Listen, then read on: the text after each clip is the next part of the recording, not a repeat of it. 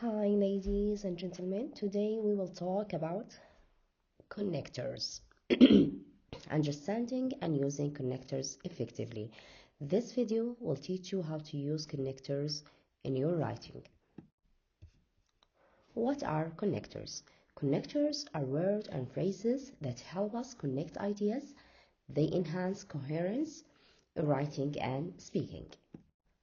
There are a lot of examples of connectors, and I'm showing you the connectors here in different like based on their meaning.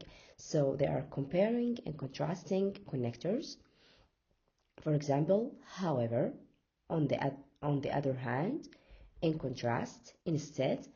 These are the connectors that are used for showing contrasting ideas.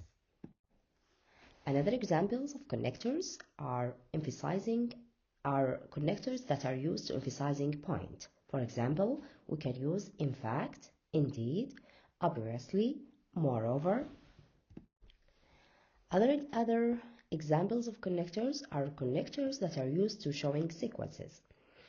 For example, then, following that, afterward, next. Also, there are other couple of connectors that are used to showing results. For example, so, as a result, consequently. Other example of connectors are connectors that are used to show result. For example, so, as a result, consequently. In this slide, I will show you how to use connectors in sentences. The first example is, the smartest people are not always the most successful. In fact, research suggests that people with higher emotional intelligence have more satisfying lives.